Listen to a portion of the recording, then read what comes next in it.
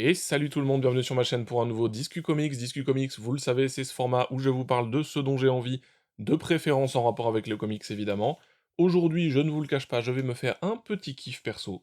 Un petit kiff perso qui concerne Marvel vs Capcom. Si vous connaissez un peu la chaîne, vous savez que je suis fan absolu de jeux de combat, particulièrement de Capcom et évidemment que j'aime beaucoup Marvel.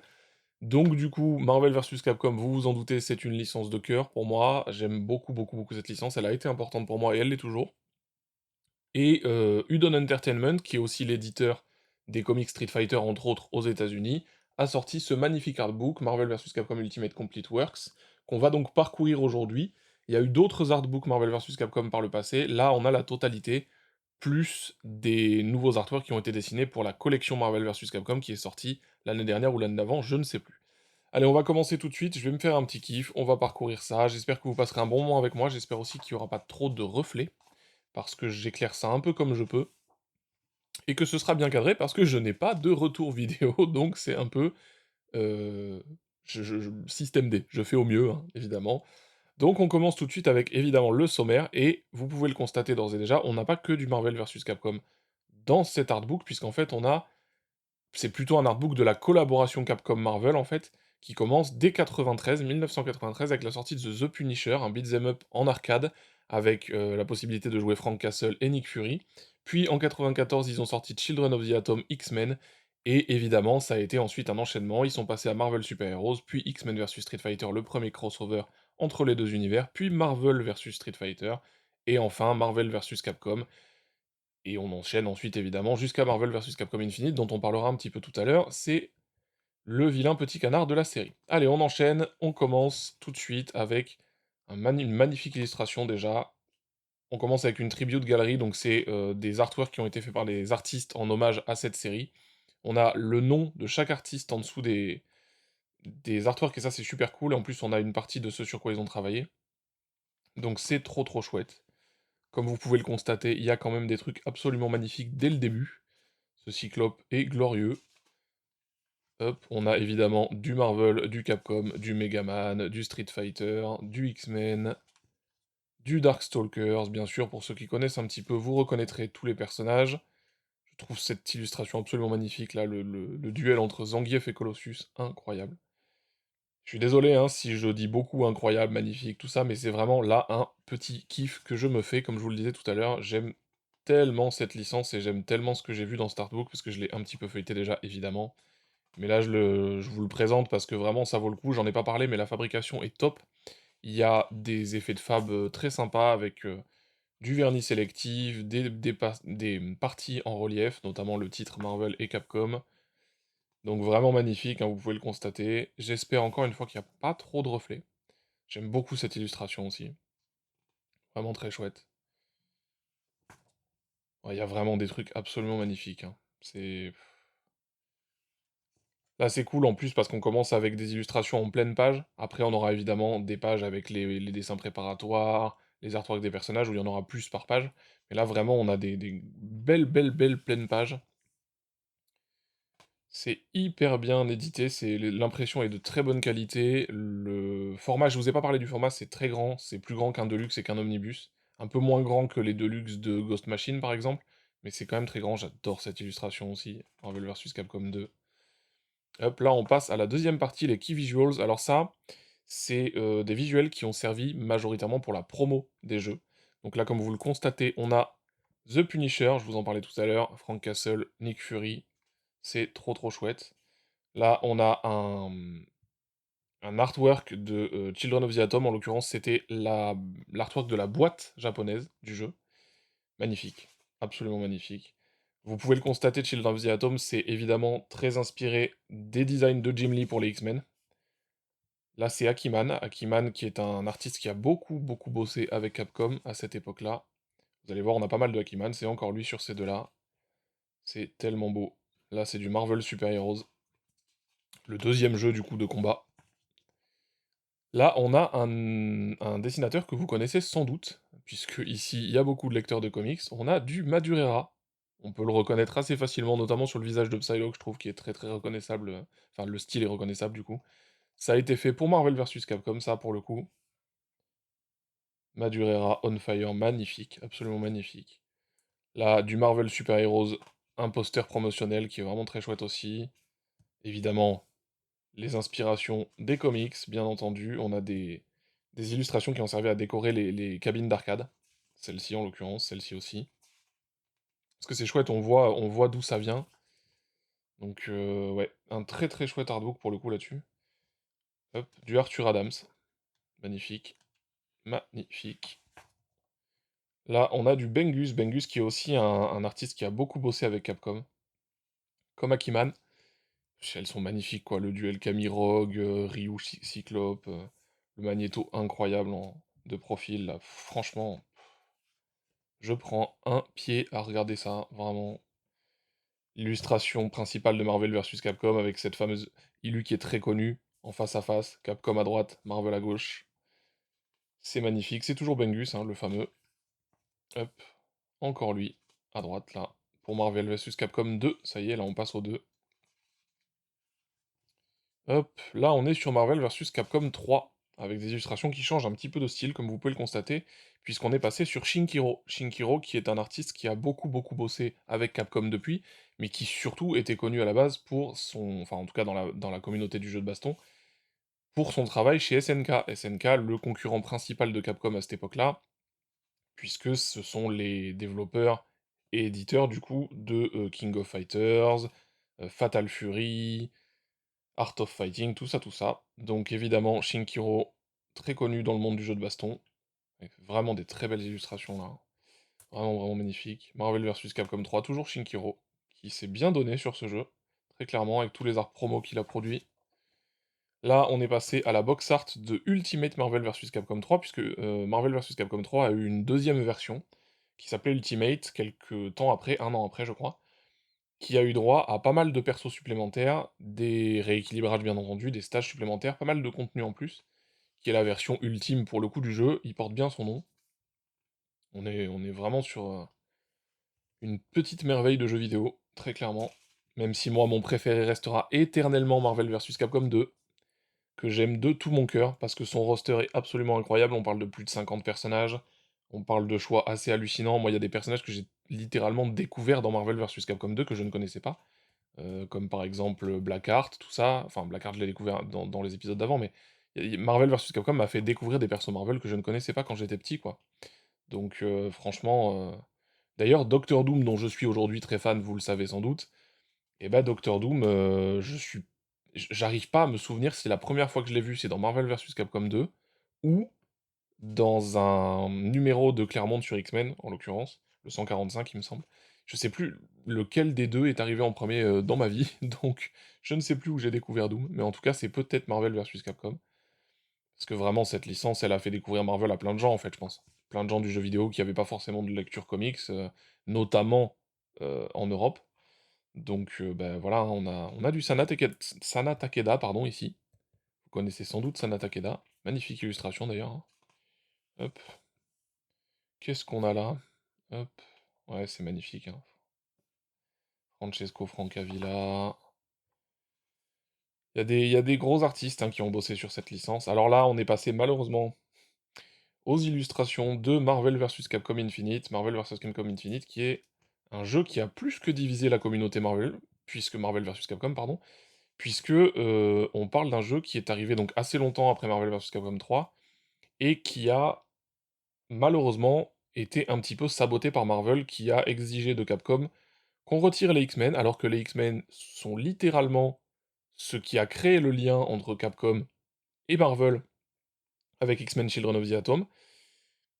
Donc les fans de la licence bah, étaient dévastés que les X-Men soient pas là, moi le premier, et ils ont fait des choix de roster très compliqués parce qu'il fallait mettre en avant les personnages du MCU, Marvel l'a demandé, et puis évidemment un choix de direction artistique qui était catastrophique, le jeu est mochissime. Donc c'est dommage parce qu'il y avait du potentiel sur certains éléments de gameplay, notamment certaines mécaniques, et le 2v2 était une bonne idée. Ça, je vous le montrerai sans doute en photo, parce que là, si je retourne le livre, je vais perdre le placement, donc ça va être compliqué. Évidemment, des références aux comics. Hop, là, on est encore sur du Shinkiro. on a du Chisato Alors ça, voilà, ça justement, c'est la Marvel vs Capcom Fighting Collection, puisque pendant des années, Marvel vs Capcom 2 notamment, était absolument introuvable sur les stores des consoles modernes, parce qu'il y a eu des problèmes de contrat, des problèmes de droit, qui font que le jeu n'était littéralement plus trouvable légalement sur les consoles modernes. Donc, il a fallu attendre des années, beaucoup de demandes de la communauté, pour qu'enfin Capcom et Marvel se rassoient ensemble à la table et rediscutent les droits. Et Marvel vs Capcom 2, ainsi que tout le reste de la saga, a eu droit à la fameuse collection, donc, qui était celle que je vous ai montrée il y a 2 minutes, voilà, avec ce magnifique box art avec les deux personnages là. J'aime beaucoup. Et cette collection, c'était merveilleux parce que bah, la possibilité d'avoir l'intégralité de cette collaboration Capcom-Marvel dans un même jeu sur les consoles modernes, c'est trop chouette. Magnifique illustration à nouveau, hop, et là on passe au character artwork, donc en gros la galerie des personnages, là c'est sur Punisher, pour le coup. Vous voyez, il y a le Kingpin évidemment, magnifiques artwork, hein, vraiment, vraiment, vraiment, ça a été fait par des gens qui ont sacrément du talent. Là on est sur le X-Men vs Street Fighter, avec un roster qui était pas très grand, mais qui était quand même bien, bien cool. Cyclope, Gambit, Rogue, franchement, déjà, rien que ces trois personnages-là, moi je suis content. Camille, évidemment, qui est un de mes personnages préférés de Street Fighter. Chun-Li, bien entendu. Donc il y avait du beau monde, et puis Magneto, regardez-moi ces designs incroyables, quoi. Très très inspiré, évidemment, de Jim Lee, comme je le disais tout à l'heure. Capcom aimait beaucoup les X-Men de Jim Lee à cette époque-là, très clairement. Et ça tombe bien, parce que moi aussi, je les aime beaucoup. Donc voilà, on est vraiment sur des designs qui sont super cool. Marvel Super Heroes versus Street Fighter, là, pour le coup, on élargissait à l'univers Marvel au complet. On sortait de l'univers X-Men uniquement pour aller un peu plus loin avec du Spider-Man, du Hulk, du Shumagoras. Alors ça, par exemple, c'est un personnage que j'ai découvert dans les jeux. Je ne connaissais pas ce personnage. Donc voilà, hein, ça, ils ont fait des choix qui étaient rigolos des fois. Captain Commando, le fameux, qui a un petit peu disparu malheureusement. Là, Marvel vs Capcom, le premier, ça y est, on y est. Morrigan de Darkstalker, Spider-Man, Jean. On avait vraiment des chouettes persos. Strider et Ryu, qui est quand même très populaire aussi. C'est vraiment un magnifique artbook, hein, vraiment avec... de toute façon, encore une fois, vu les artistes qui ont travaillé sur cette collab, regardez-moi ça, regardez cet artwork de Cable, il est pas incroyable? Pareil pour Colossus, pareil pour Captain Blackheart, le fameux. Les persos de Darkstalkers, Cyclope, incroyable, Doom évidemment. C'est vraiment très très beau. J'espère que vous trouvez ça aussi beau que moi, parce que franchement, moi je prends un kiff monumental. Regardez-moi ce Magneto, il est pas magnifique? Sans déconner. Donc ouais, une collaboration qui a duré des années et qui s'est pas très très bien finie à cause de Marvel Infinite. Du coup, effectivement, on ne sait pas trop si la licence reviendra un jour. Moi, je me dis que c'est pas perdu, mais comme nos amis de chez Arc System Works ont eu les droits pour un jeu de combat Capcom, n'importe quoi, pour un jeu de combat Marvel, avec le fameux Marvel Token dont on a déjà un petit peu parlé sur la chaîne et que j'attends énormément. J'ai passé déjà une quarantaine d'heures sur la bêta. Bon, clairement, ce sera pas pour tout de suite Marvel vs Capcom, puisque ils vont très clairement laisser le spotlight à Arc System. Donc on verra bien si la licence revient, je l'espère, sincèrement. Mais bon, on verra bien, je pense que il va falloir attendre un petit peu. Là, on est repassé sur Marvel vs Capcom 3 avec ce Galactus incroyable, que j'ai d'ailleurs utilisé sur une de mes, de mes miniatures récemment. Marvel vs Capcom 3 qui est évidemment passé à la 3D, donc vous le voyez ici, on est très clairement sur des rendus un petit peu différents, mais qui étaient vraiment très cool aussi parce que Marvel vs Capcom 3 avait un shader un peu comics qui donnait un air un peu comic booky au jeu, et c'était très chouette, chose qu'a un peu perdu Infinite malheureusement. Enfin, il a plus que perdu d'ailleurs, c'est catastrophique. Ultimate Marvel vs Capcom qui, comme vous le voyez, a refait aussi les renders et les personnages.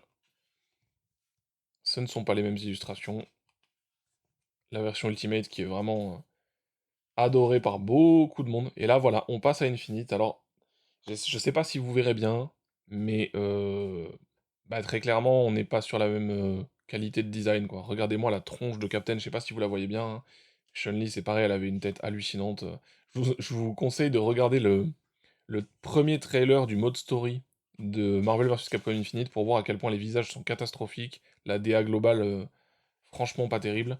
Et c'est dommage, parce qu'encore une fois, il avait du potentiel, il y avait de bonnes idées, notamment dans le système de tag, oui, parce que je vous ai pas dit, pour ceux qui connaissent pas Marvel vs Capcom, ce sont des jeux en tag assist, c'est-à-dire des jeux de combat où on ne joue pas en 1 contre 1, enfin on joue en 1 contre 1, c'est un joueur contre un joueur, mais chaque joueur choisit plusieurs personnages qu'il peut faire entrer en jeu. Il peut soit les faire entrer en jeu pour les jouer et changer comme ça plusieurs fois dans le combat, soit appeler ce qu'on appelle un assist, pour qu'en fait le personnage rentre sur le terrain, donne un coup, et reparte. C'est vraiment la différence entre tag et assist. Tag, ça veut dire changer de personnage, assist, ça veut dire appeler le personnage pour qu'il donne un coup, et qu'il vous aide évidemment sur le terrain.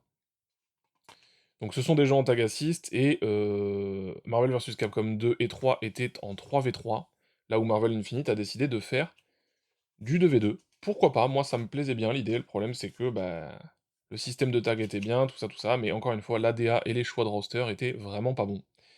C'est dommage. Là, c'est cool, on est retour sur Punisher, et on a des visuels promotionnels, des instruction cards avec les commandes qu'il y avait sur les bornes d'arcade. C'est vachement chouette. Voilà, ça j'adore par exemple.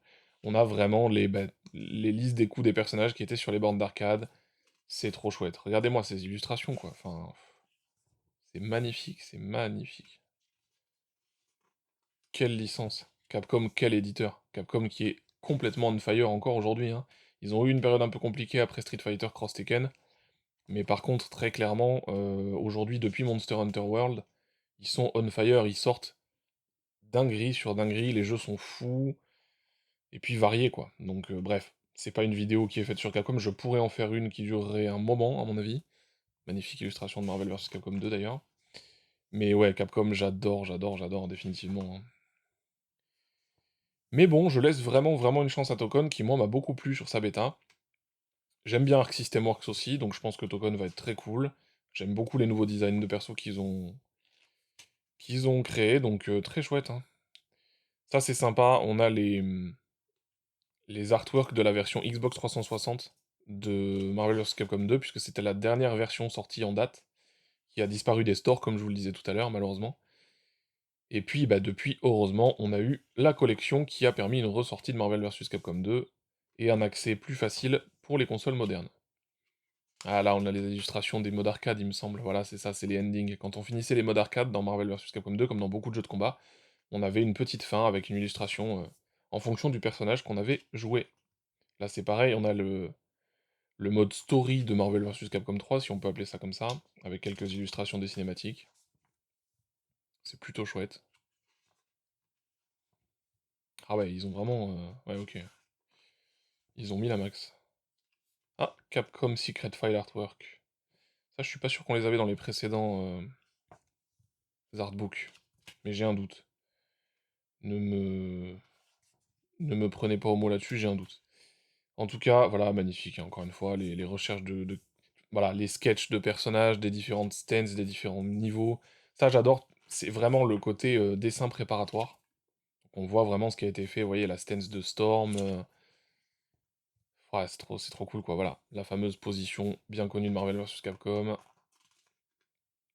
Les movesets qui sont travaillés d'abord sur papier pour ensuite être retranscrits in-game. La fameuse attaque 2. La sentinelle, qui était très jouée dans Marvel vs Capcom 2, notamment en compétition, parce que le personnage est très fort. Hop. Oui, parce que ça non plus, j'en ai pas parlé, mais évidemment, dans le monde du jeu de combat, il y a une grosse scène e-sport compétitif, et les Marvel vs Capcom étaient très joués, notamment Marvel vs Capcom 2 et 3, qui ont eu droit à des moments d'anthologie, à l'Evo notamment, le championnat du monde du jeu de baston. Enfin, c'est ce qu'on considère comme le championnat du monde du jeu de baston, c'est le plus gros, en tout cas, aujourd'hui. Même si la situation actuelle de l'Evo, c'est compliqué, mais c'est pas le sujet du jour. Ah mais regardez-moi ça, tous ces crayonnés magnifiques là. Ah, j'aime bien ça. Ils ont fait les trois rois de Shadalo, et au lieu de Bison, ils ont mis Magneto, ça c'est chouette. Et j'aime bien ces illustrations, voilà, avec les personnages. Bon là évidemment c'est du X-Men majoritairement, donc forcément que j'aime bien, hein, j'ai envie de dire. Rogue, Gambit, Magneto, bah ouais, voilà. En fait, Capcom à cette époque-là montrait autant d'amour aux X-Men que j'en ai pour ces personnages, quoi. Donc vraiment, d'ailleurs, ça a participé, je pense, à mon amour des X-Men, hein, très clairement, avec la série animée, puis plus tard les films quand j'étais ado, évidemment, mais les films, c'est dans une moindre mesure.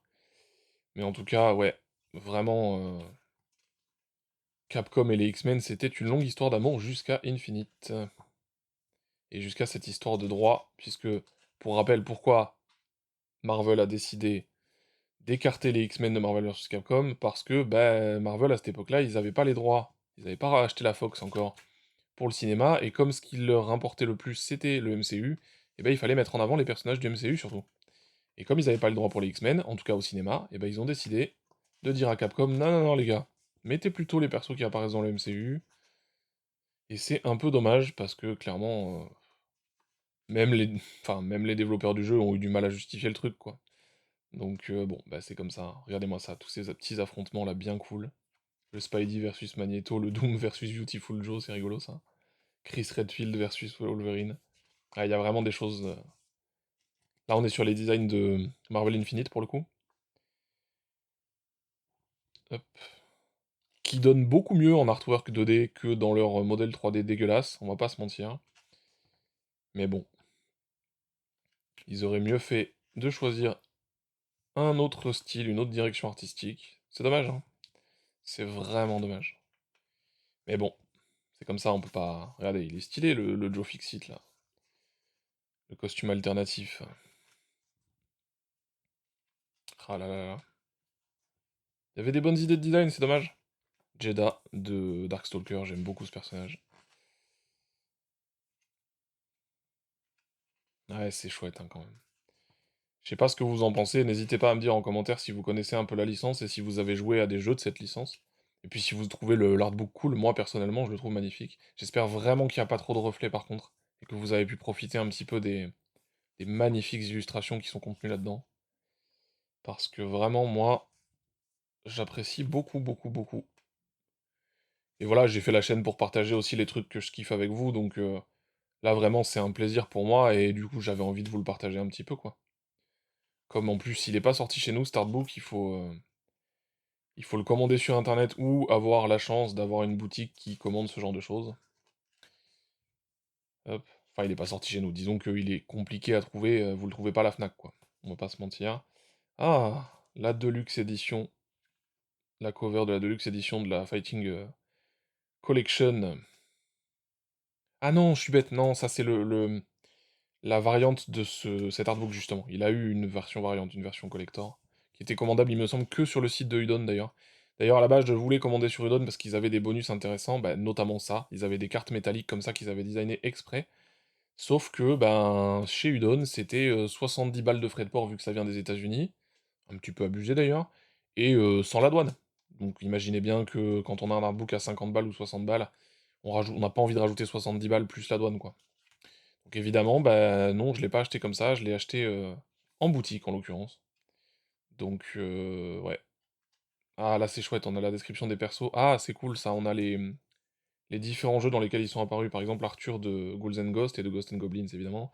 MVC3, UMVC3 et MVCI. Effectivement, il était pas là avant. Ah c'est chouette ça.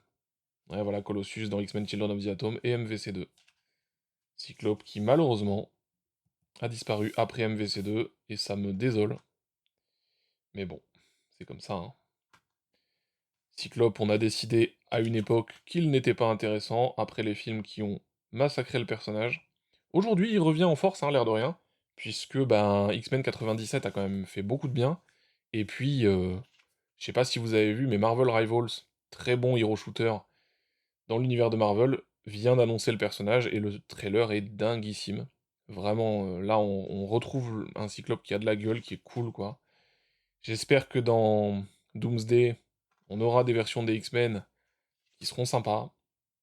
Les teasers donnent envie en tout cas. En tout cas, celui sur le personnage dont je viens de parler, pour pas en dire plus. Il faisait bien bien envie. Vous voyez tous les personnages qu'on a eu dans cette licence, l'air de rien, entre les personnages de Capcom et de Marvel, enfin ça fait un sacré paquet de persos quoi, hein. Là on a les persos, ah oui c'était les persos assist qui étaient pas jouables ça, dans Marvel vs Capcom 1. Et ça c'était, ah oui c'était débloquable dans Ultimate Marvel vs Capcom 3 ça je crois. Les petites cartes là. Hop, et là, ah ça c'est rigolo, c'est vrai, j'avais oublié ça. On a une galerie de comic covers, puisqu'effectivement, certains comics ont eu des variantes en rapport avec la licence Marvel vs Capcom. Là par exemple, on a le numéro 4 des Defenders, avec Ghost Rider et Morrigan de Darkstalkers. Là, on a du Banner Hulk et Totally Awesome Hulk numéro 1, avec Ryu et Hulk. Ah, sympa. Frank West de Dead Rising et Spider-Man sur Amazing Spider-Man Volume 4 numéro 31. Ouais, il y a pas mal de choses, hein. Ah, c'est chouette. J'ai même pas fait gaffe aux artistes, mais... Oh, du Delkion. Marrant, ça. Putain, elle est magnifique, celle-là. The Unworthy Thor and the Mighty Thor number 1. Arthur de Ghost and Goblins et Thor. Ah, dis donc, elle est chouette, celle-là. Je vais voir si je peux pas aller me la trouver, tiens. Je suis définitivement une victime. Qu'est-ce que c'est beau. Ah, il y a vraiment... Oh, Rodlim. C'est chouette, ça. Ouais, il y a eu des trucs cool, c'est intéressant. Il y a des trucs que je connaissais pas, d'ailleurs, dans cet artbook. Donc vraiment, vraiment, vraiment, je regrette pas une seule seconde l'achat de ce magnifique bouquin. Et j'espère que, encore une fois, vous aurez passé un moment... Ah, Shinkiro encore. Sur du Captain Marvel numéro 8. Todd Nook. Ok. Et voilà, et on arrive au bout de ce magnifique artbook Marvel vs Capcom. J'espère que vous avez passé un chouette moment en ma compagnie. J'espère que c'était pas trop compliqué avec les reflets. J'espère que vous avez apprécié le contenu de cet artbook. Et écoutez, en tout cas, moi je me suis fait plaisir. C'est le principe de ma chaîne, c'est de partager des trucs que j'aime. Donc voilà, j'espère encore une fois que vous avez passé un bon moment. Et si c'est le cas, n'hésitez pas à mettre un petit pouce bleu, à vous abonner à la chaîne si c'est pas déjà fait, et à commenter, évidemment, je lis et je réponds aux commentaires. Voilà, merci encore de m'avoir suivi, et à la semaine prochaine.